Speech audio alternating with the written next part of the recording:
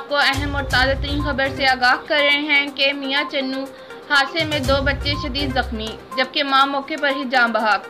आपको अहम और ताज़ा तरीन खबर से आगाह कर रहे हैं, मियां चन्नू में हादसा हुआ है जिसके नतीजे में 2 बच्चे शदीद जख्मी, जबकि मां मौके पर ही जान बहक। जी आपको आगाह कर रहे हैं ब्रेकिंग न्यूज़ से कि मियां चन्नू में हादसा हुआ है।